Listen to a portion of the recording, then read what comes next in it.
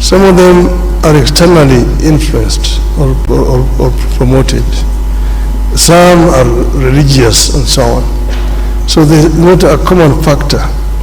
But what you need to do is to address the causative factors which could translate into these conflicts throughout the continent. And this is what I will do myself. First, as you know that our African countries are not at the same levels of development.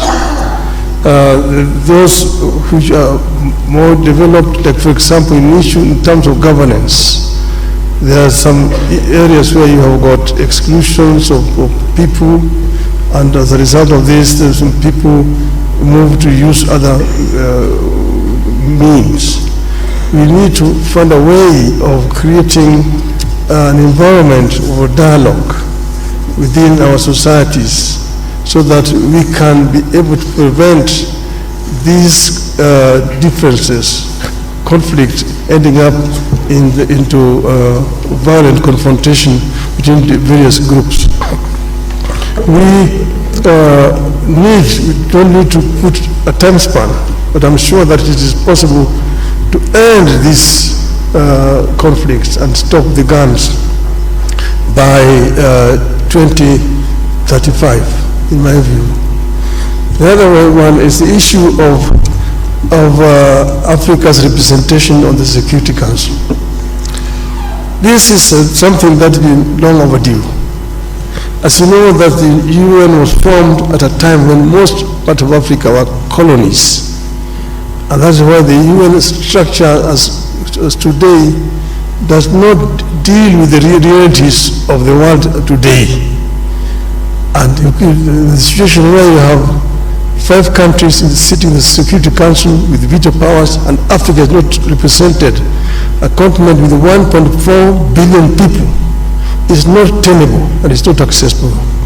And that's why I'm not going to talk about Africa's representation, but we're going to insist that Africa must get 2 permanent seats in the UN Security Council. This is only fair, because we are a continent of 55 sovereign nations. We cannot be excluded when Europe has got 3 permanent representations on the Security Council. Permanent representation with the veto powers is a must for Africa. And this I'm going to insist when I'm elected, if the heads of state of Africa sees fit that I should lead this. I will work together with all the leadership of the continent to ensure that the continent gets a fair treatment on the international scene. Thank you so much, Excellency. Candidate from Kenya. Et maintenant, mesdames et messieurs. Now, ladies and gentlemen, c'est Mahmoud Ali Youssouf. Silencing the Guns is a flagship program, one of the 15 that our leaders have endorsed years ago. And then they put a number of mechanisms and structure around this flagship program so that peace becomes a reality on our continent. The first structure is the African Peace and Security Architecture. And then you have the strategy that we all know, Silencing the Guns. And to support this strategy, the African Union put in place a number of mechanisms. One of them is the Peace and Security Council.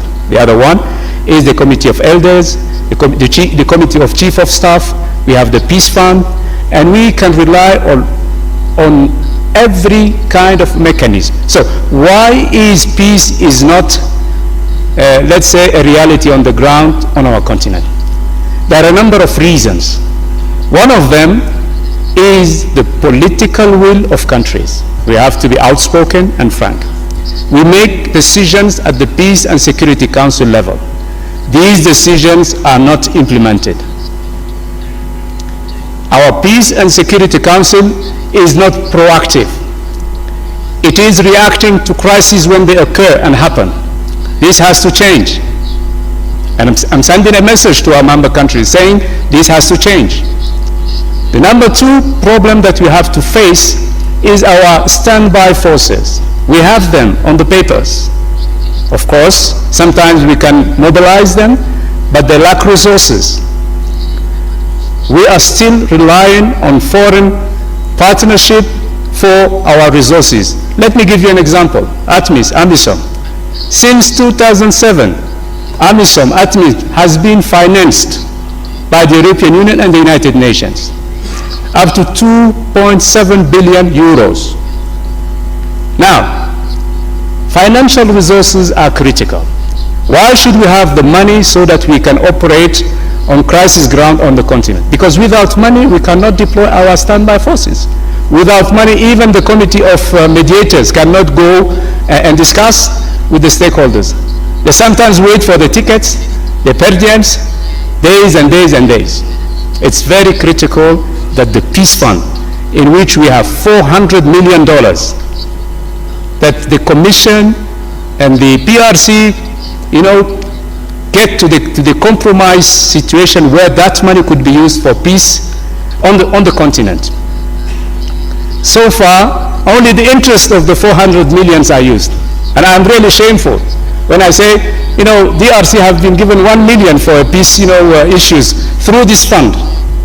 And they have given to, I don't know, another country 1.5 million. It has to change. We need the authority from the member countries so that we can use this money, the $400 million, to keep peace on our continent. There are so many other bottlenecks that needs to be handled very quickly. But money is one of them. The Peace and Security Council mission is the second problem.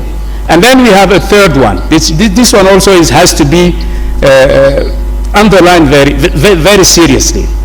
When a crisis happens, I give you the example of Somalia. I've been around for some time. I've been dealing with this problem for many years.